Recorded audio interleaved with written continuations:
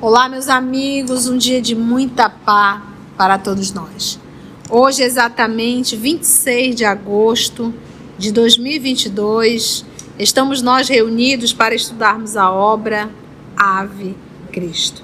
E hoje nós iremos iniciar um novo capítulo, o capítulo 4, intitulado Sacrifício. Vamos envolver a nossa irmã Carla, que irá fazer a nossa prece de gratidão. Logo depois, a nossa irmã Aramita irá fazer a recapitulação do nosso estudo.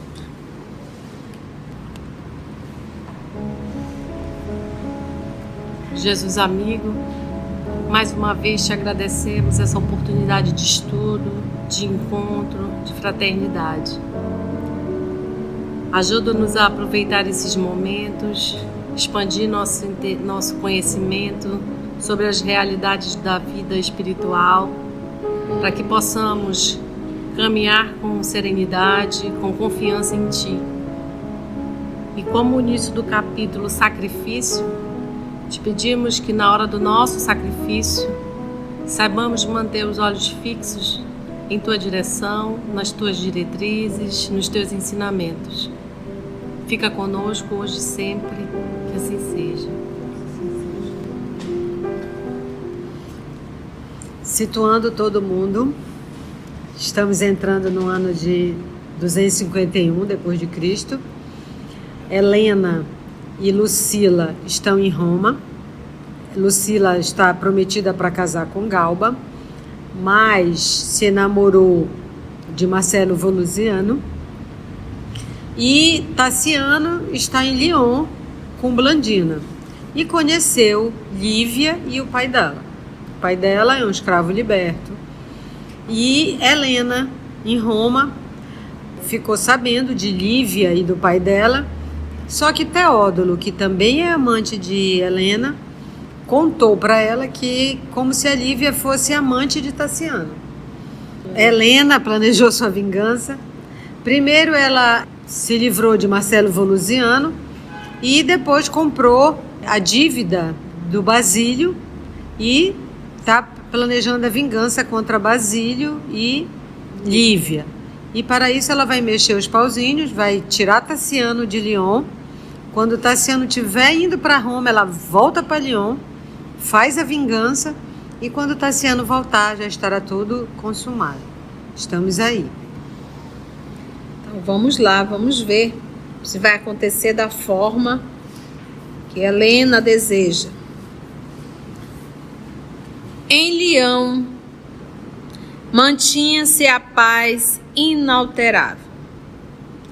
A ausência de Helena perdurava por mais de 12 meses. Então, quem tirava a paz de Lyon?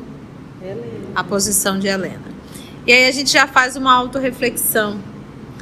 É aquilo que nós falamos ontem na palestra. Não é o ambiente que nos dá a qualidade, somos nós que damos a qualidade ao ambiente que nós estamos inseridos. Então, aonde nós estamos inseridos, levamos paz ou levamos o tumulto, a discórdia, os berros, os gritos, as fofocas? A ausência de Helena perdurava por mais de 12 meses. Todavia, Tassiano, com surpresa para ele próprio, sentia-se bem disposto e feliz. Acontecimentos expressivos haviam modificado a face do império. Décio morrera. Décio, Caio, Mécio, Quinto, Trajano, Décio. Nasceu em 201 da era cristã e desencarnou em 251. Foi imperador romano entre 249 e 251. Foi proclamado imperador pelo Senado após a morte de Filipe, que ocorreu em confronto entre os exércitos romanos. Vamos ver como foi Décio morrera. e o cetro imperial fora empunhado por Galo, Caio Víbio Treboniano Galo. Nasceu em 206 da era cristã e desencarnou em 253. Ele foi imperador de 251 até 253 na sua morte. Galo, que passou a governar o mundo romano com deploráveis espetáculos de inconsciência e devassidão. Orientadores e magistrados, guerreiros e políticos pareciam dominados pela decadência moral a estender-se arrasadora. Aí quando eu leio, nós estamos aqui no ano de 250 da era cristã, 250, 251, mas quando eu leio essa decadência do império, essa decadência política, e a gente para refletir e diz, meu Deus, há quantos séculos, há quantos milênios, muitos não estão reencarnando com a responsabilidade política e estão a bom falir. Repetindo, então. E aí eu penso também na tolerância divina. Na tolerância divina. Isso aqui é novidade? Não é. Guerras, lutas, roubos. Há milênios, a bem repetirmos os mesmos erros. Devassidão. Orientadores e magistrados, guerreiros e políticos pareciam dominados pela decadência moral a estender-se arrasadora. Aí vem terrível epidemia começar a lavrar em todas as províncias romanas. Qualquer é mera coincidência, tá? Nós vivemos agora uma Covid. E mais uma vez a gente diz, é a primeira vez? Quantas já vivemos? Há quem diga que isso tudo é um mero acaso, que isso é um incidente, que Deus perdeu o controle, isso fugiu à lei de causa e efeito. O que nós aprendemos em O Livro dos Espíritos? Que a dor é o último recurso que Deus utiliza para educar o homem. É o último recurso. Então a gente olha assim, a gente não tem noção da quantidade de maldade que foi evitada nesses 2 anos. Porque não houve oportunidade para ser realizada. Então foi um freio muito grande que foi realizado pela providência divina. Quando nós escutamos os estudos de 2017, 2018, em que várias vezes a gente fala, eu acho tão interessante, porque naquele período, quando que nós íamos imaginar que íamos ter pandemia? Mas a nossa fala é interessante, que te diz assim, ao decorrer do dia, por exemplo, o brasileiro ele come muito fora, muito em restaurantes, em boteco da rua, porque tem um boteco em cada canto da rua. E as pessoas ali fazendo alimentação, às vezes sem absolutamente nenhuma higiene, nenhum critério. Quantas vezes a gente não se alimenta de algum pedaço do alimento que está contaminado e a gente não tem que desencarnar e a misericórdia divina, sem a gente saber, atua no nosso organismo? E é interessante a gente falar lá atrás. Então, ao decorrer do dia, nós temos 1000 contatos com bactérias, com uma série de coisas que a gente nem chega a saber, mas que a espiritualidade age, porque não temos que passar por isso. E com o Covid, a gente ficou mais claro ainda. Quantas pessoas tiveram contato e não adquiriram? E quantas pessoas estavam apavoradas, desesperadas e adquiriram? Não é verdade? Então a gente vai parando e vai refletindo que tudo está sim submetido à programação divina. Olha aqui. Aonde foi essa peste? Surgiu aonde? Numa festa. em Neocesareia.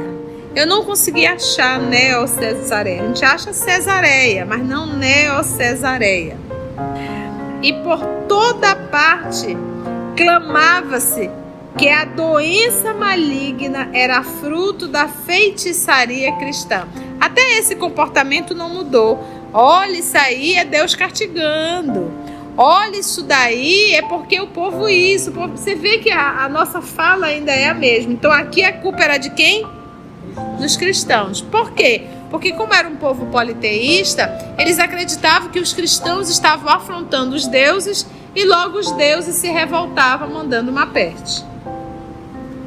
Sacerdote das divindades olímpicas, valendo-se do ensejo da oportunidade, procuravam firmar a superstição, espalhando a notícia de que os deuses flagelavam o povo, combatendo a mistificação nazarena, a alastrar-se invariável. Então, não estava aumentando o número de cristãos?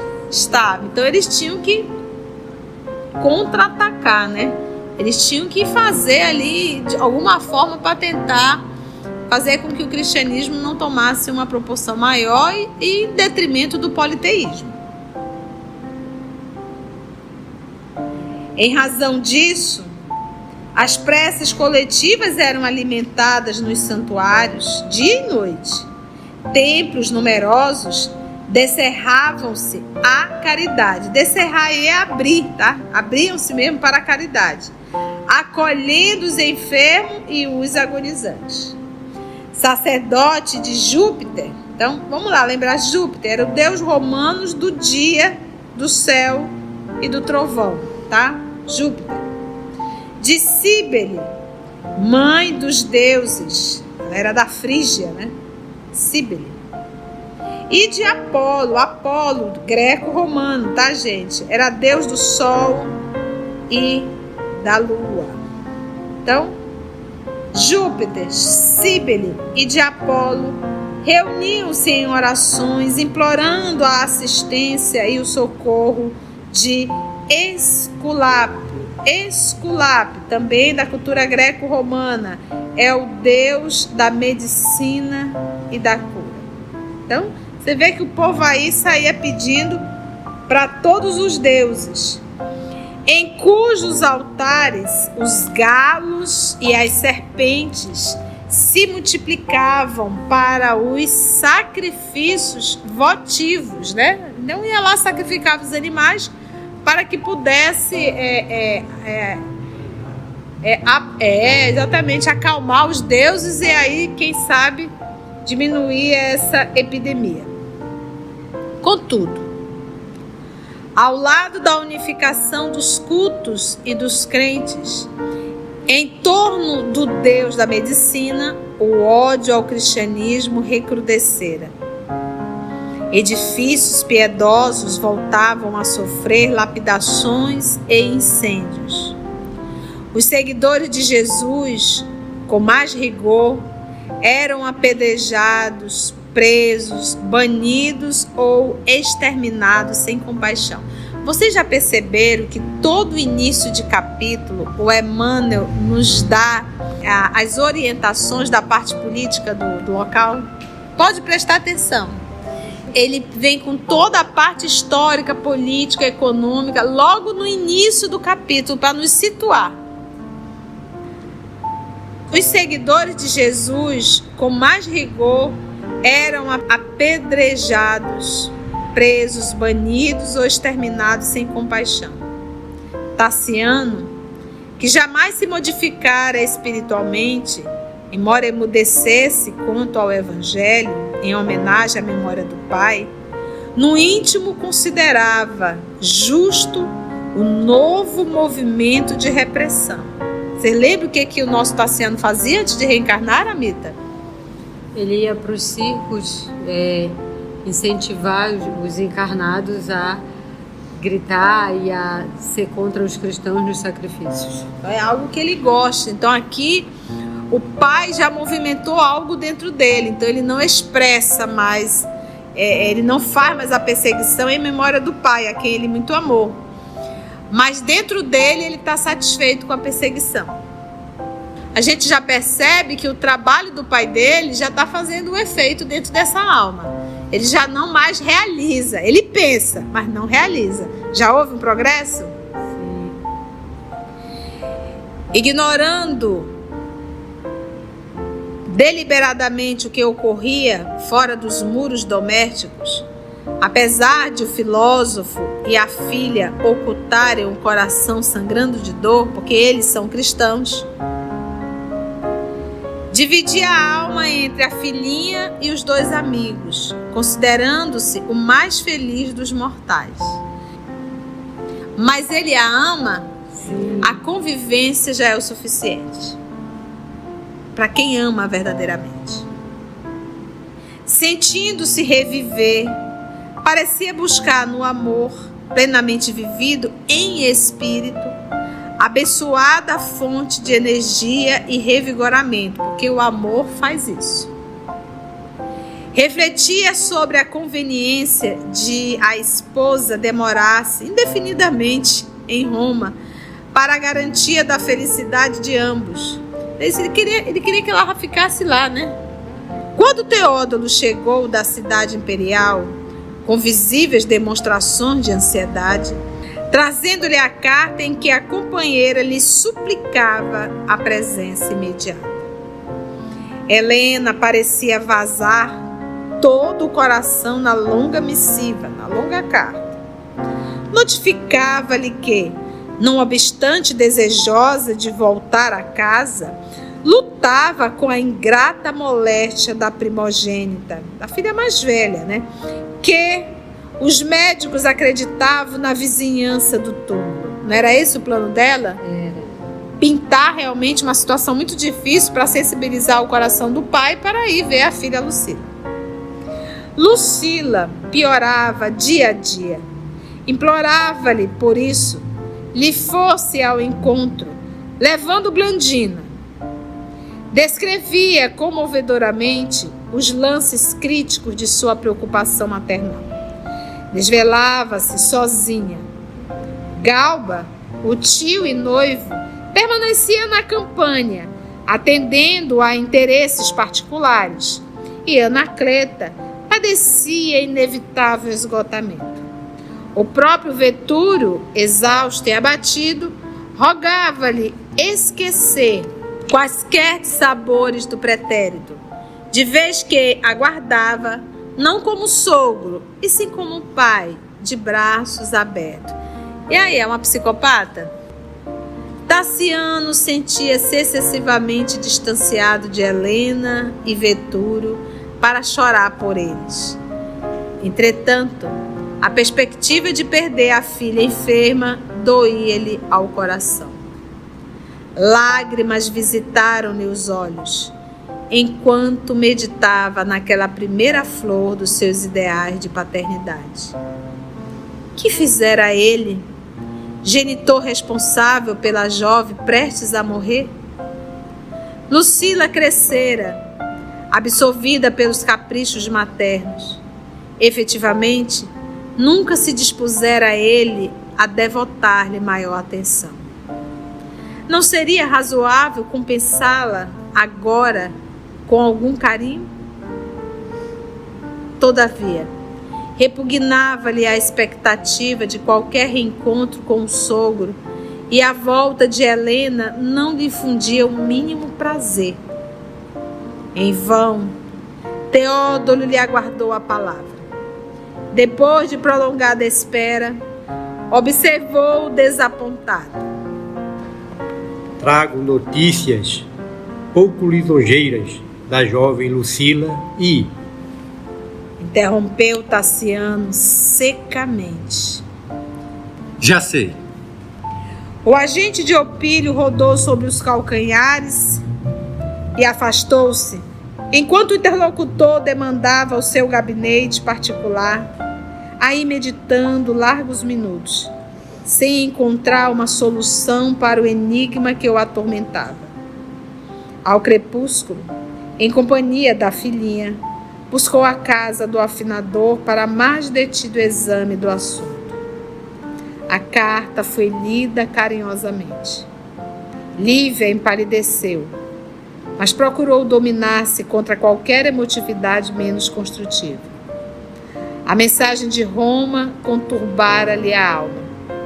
Aquelas palavras da senhora distante lhe impunham a dolorosa convicção de que a afetividade de Tassiano não lhe poderia pertencer. Porque ela estava ali iludida, né? Estava tudo muito bem, eles vivendo, a mulher bem longe. Aí ela foi construindo aquela ilusão dentro dela. E de repente, chegando uma carta, ela ouvindo, aí ela disse: realmente a nossa relação é impossível. Inopinada a amargura, qual se for avisada de infortúnio próximo, lhe tomou o mundo íntimo. Quis chorar convulsivamente, contudo, a serenidade paterna e a segura polidez do homem amado lhe impunham equilíbrio. Tassiano comentava, por alto, as dificuldades que experimentava para reaproximar-se do sonho. Além disso, desde a mocidade não revia a metrópole e gostaria de lá não voltar. Não seria mais aconselhável desatender ao chamado? Que adiantaria a presença dele junto da filha enferma, se Opílio, fartamente endinheirado, poderia rodeá-la de médicos, enfermeiros e servidores? Blandina escutava a exposição sob evidente contrariedade, agarrada ao colo da preceptora entristecida. O ancião, porém, assinalava-lhe a palavra com paternal ternura. Percebendo-lhe a incerteza e, em estado, convidado a pronunciar-se, aconselhou calmo. Filho, existem obrigações centrais no campo dos deveres comuns de nossa vida. Aquelas que se referem à paternidade são de aspectos essencial e inadiável. Não hesite. Se o velho sogro te ofendeu os brios de homem, desculpa e esquece. Aos mais moços cabe entender os mais velhos e ampará-los. Desejo ardentemente que o céu nos favoreça com a cura de tua filhinha, mas se a morte a recolhe, sem o apoio do teu carinho pessoal e direto, não te julgues livres da sombra do remorso que te acompanhará por verdugo sutil. Existem obrigações centrais no campo dos deveres comuns de nossa vida. Aquelas que se referem à paternidade, a nível de obrigação, são de aspecto essencial e inadiável. Hoje nós estamos vivendo relações descartáveis. Não é verdade? O povo casa descasa, casa descasa, casa descasa e as crianças vão ficando. E aqui eu volto e digo, aquelas que se referem à paternidade são de aspecto essencial e inadiável. Homens, não abandonem seus filhos. A relação pode até não dar certo, mas nunca deixe de ser pai. Eu digo que tem uma frase que me emociona quando eu lembro. Foi o meu pai dizer assim: nunca permiti um filho meu chamar outro homem de pai. Criou os 9 filhos. Então hoje, infelizmente, nós temos um número muito grande de machos e fêmeas irresponsáveis que abandonam os seus filhos para avô e avó tomar conta. Vai ter que prestar conta.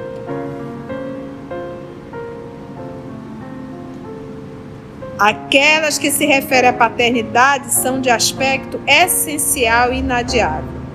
Não hesites. Não pense 2 vezes. Não titubeie. Se o velho sogro te ofendeu os brios de homem, desculpa e esquece. Aí as pessoas dizem: tia, é tão difícil, eu não consigo esquecer. é tão simples que a gente não consegue entender, mas eu vou simplificar mais ainda. Esquecer é não lembrar todo dia. Esquecer é não ficar contando. Quantas vezes você se reúne e volta a contar a mesma história? Se voltar a contar a mesma história, você volta a reviver e acende de novo esse fogo.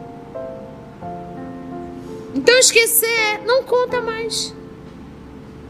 Desculpa e esquece. Só isso.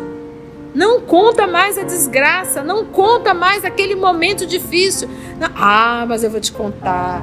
O meu pai, quando eu tinha 15 anos de idade, ele me fez isso, me fez aquilo. E você está contando essa história, tu já tem 60 anos. E não se tocou. E você volta a repetir o que teu pai fez contigo quando tu tinha 15 anos de idade. Quem é que está preso? Tu. Então perdoa a ignorância do pai, a ignorância da mãe, caso tenha feito, e segue tua vida. Mas tia, tem situações muito difíceis. Sim, quanto mais difícil, menos você deve lembrar. Porque quando a gente lembra, a gente volta a viver. Se a coisa foi tão dolorosa, tu vai te torturar uma encarnação inteira. Esquece, deixa lá, apaga. Graças a Deus a pessoa não está mais ali ao teu lado, infernizando a tua vida. Aliás, ela está. Porque toda vez que você conta a história, a pessoa volta a estar ao teu lado. Então isso é esquecer.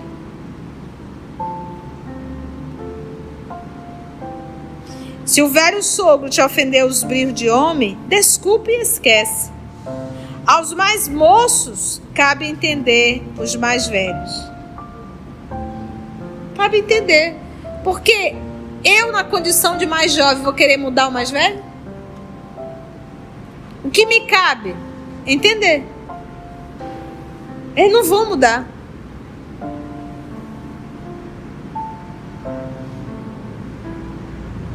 E ampará-los. Entender e ampará-los. Desejo ardentemente que o céu nos favoreça com a cura de tua filhinha, mas se a morte a recolhe, sem o apoio de teu carinho pessoal e direto, não te julgues livre da sombra do remorso. Porque se ela desencarnar e você não for lá, você vai carregar essa sombra do remorso. Eu devia ter ido. Não vi minha filha pela última vez. Não te julgues livre da sombra do remorso, que te acompanhará por verdugo sutil. Verdugo sutil. O patrício não respondeu, mergulhado nas reflexões que lhe possuíam a alma indecisa. Lívia, contudo, tentou fortalecer-lhe a desistência da viagem, opinando: Mas, papai, imaginemos que Tassiano está inspirado por forças de ordem superior. Suponhamos que efetivamente não deva ir. Não será mais justo confiá-lo à própria intuição? Se ele fosse surpreendido por algum desastre em viagem, se adquirisse a peste sem necessidade. Ela quer que ele vá? Não. E ela aí está sendo conduzida pelos seus sentimentos. O velho abanou a cabeça e ponderou: sossega o facho, menina, né? Vamos ver o que ele vai dizer. Filha, em matéria de bem-prazer, penso que nos compete seguir até o fim. Ainda que o mal nos estraçalhe, ainda que a ignorância nos atraiçoe, admito que o dever nos reclama o esforço pessoal nas mínimas fases de nossa vida. Tassiano tem uma filha doente que a própria mãezinha nos afirma avizinhar-se da morte. Ambas lhe suplicam assistência. Que direito lhe assiste para esquivar-se? Essa fala do seu Basílio é linda quando ele diz assim: em matéria de bem fazer, penso que nos compete seguir até ao fim. Então, não importa se A, B, C, D, F, G, H não mereçam. Não importa que A, B, C, D serão ingratos. Não importa que A, B, C não vai valorizar. O que importa é o bem fazer. É aquilo que a gente diz. Na verdade, era a Madre Teresa. Não é entre eu e o outro. É entre eu e Deus. Então é aquilo que ele diz.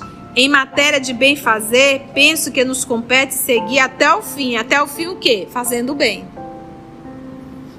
Ainda que o mal nos estraçalhe, ainda que a ignorância nos atraiçoe, admito que o dever nos reclama o esforço pessoal nas mínimas fases de nossa vida. Jesus não sabia que Pedro iria negá-lo? Ele abandonou Pedro? Não. Jesus não sabia o que Judas iria fazer? Ele abandonou Judas? Não. Inclusive, quando Judas cometeu suicídio, diz Humberto de Campos que ele solicitou imediatamente que o anjo da caridade fosse acolher Judas, que tinha acabado de cometer o suicídio. Então, nós ainda somos muito movidos por coisas que acontecem. A gente ainda não tem um equilíbrio interior suficiente para nós falarmos igual Paulo. Na alegria ou na tristeza eu sou sempre o mesmo. Tu pode fazer o que tu fizeres, isso não vai alterar dentro de mim a minha forma de ser e de viver. Então nós somos muito assim. Se o Wesley me trata bem, eu vou ficar feliz e vou tratar bem o Wesley. Mas se o Wesley não me trata bem, eu vou ficar triste e não vou tratar bem o Wesley. Então, na verdade, eu sou o que o Wesley quer que eu seja. Eu ainda não tenho uma firmeza dentro de mim para eu dizer assim, eu sou o que eu tenho que ser perante Deus. E qualquer pessoa que se aproximar vai ver o Deus em mim. Refletindo Deus, entende? Então é que ele está dizendo assim, faça o bem sempre, não importa. Se o outro não foi fiel, é o problema do outro.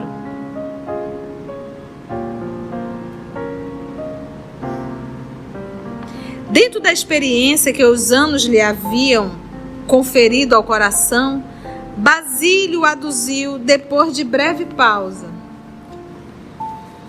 Se fosses tu, a esposa atormentada pela aflição, desculpar-lhe-ias a ausência? Aí ele colocou Nosso Senhor Jesus. Trate o outro da mesma forma que você gostaria de ser tratado, caso você estivesse no lugar do outro. Então o que ele fez? Colocou a filha no lugar da... A moça desistiu de argumentar. Pô, pai, pegou pesada, né? Mas Blandina, imprimindo bom humor à cena íntima, interferiu perguntando: Papai, por que não levar o vovô Basílio e Lívia conosco? Não poderíamos viajar os 4 juntos? O ancião afagou-lhe os cabelos aveludados e escuros e observou alegre: Não, Blandina. Uma viagem longa não pode ser acontecimento para todos. Ficaremos à espera. Quando voltares, teremos novas músicas. É possível regresses trazendo uma harpa nova. Naturalmente, a mãezinha verá teu progresso artístico e compensar-te-á o esforço com moderno instrumento. Quem sabe? A menina sorriu orgulhosa.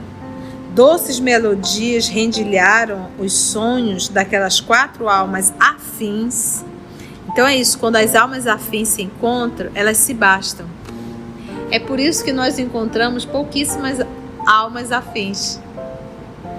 Tia, eu não entendi o que a senhora quis falar com isso. Porque quando as almas afins se encontram, elas se reúnem e se bastam, elas fecham aquele ciclo, entendeu? O círculo, elas se fecham ali e se bastam. E o que a misericórdia divina quer que a gente faça? Que a gente interaja, que a gente vá ao encontro da família universal. Então é como se nós estivéssemos buscando constantemente os nossos afins. E se nós fecharmos, a gente deixa de angariar amigos. Então fecha, fica de panelinha, exatamente. Então larga esse ciclo. Entende? Não. É necessário que a criatura sinta necessidade de ir atrás, de buscar. E aí eu gosto da fala do Nosso Senhor Jesus: angariais amigo. Doces melodias rendilharam os sonhos daquelas 4 almas afins que jamais se separariam obedecendo à vontade própria. Tassiano pediu a Lívia que cantasse o hino às estrelas que lhes havia ensejado o primeiro encontro, e a moça atendeu-lhe ao desejo, repetindo a canção com emotividade e beleza. Pairava no ar uma sensação de encantamento, a misturar-se, porém, de infinita amargura. Com exceção de Blandina, cujo riso fácil lhe denunciava a despreocupação infantil, os demais pareciam interessados em afivelar ao rosto a máscara de uma tranquilidade em absoluto desacordo com os aflitivos presságios que lhes invadiam os corações. O genro de Vetúrio nunca se mostrara tão sensível ao despedir-se. Prometeu a Lívia o retorno rápido. Não se demoraria. Já que a jornada se impunha inadiável, partiria no dia seguinte, com o propósito de satisfazer apenas as obrigações estritamente necessárias. Que ela não temesse. Pretendia estudar com a esposa uma separação honrosa, ainda que não pudesse desfrutar, Lívia e ele, da aventura nupcial. Desejava consagrar-se ao bem-estar dela e de Basílio, a quem estimava como pai. Um sítio aprazível nas vizinhanças era o ideal do momento. Estava convencido de que Helena, tão logo se realizasse o consórcio de Lucila, caso a doente conseguisse recuperar-se, preferiria o mundo romano em companhia de Teódulo, de vez que ele, Tassiano, achava-se decidido a modificar a própria situação. Restituiria então a propriedade ao sogro e transferir-se-ia com Blandina para algum recanto em que pudesse viver todos juntos. Sentia-se moço, robusto, podia trabalhar com mais intensidade. Nunca perdera a brilhante forma física, em razão dos exercícios a que se devotava com escravos de sua casa, alguns deles excelentes gladiadores. Fica a dica. Quer continuar com a brilhante forma física? Exercício físico. Por que recear o futuro quando tudo lhe favorecia os desejos? Cenas do próximo capítulo. Foi bom, gente? Deu para aprender? E os nossos amigos que estão acompanhando pelo canal, recebam dessa tia, da equipe OS, um abraço bem carinhoso. E agradecemos a Deus, nosso Pai, agradecemos a Jesus, o amor de nossa vida, e aos amigos espirituais aqui presentes. E se Deus nos permitir, até o nosso próximo encontro. Graça te damos, Senhor.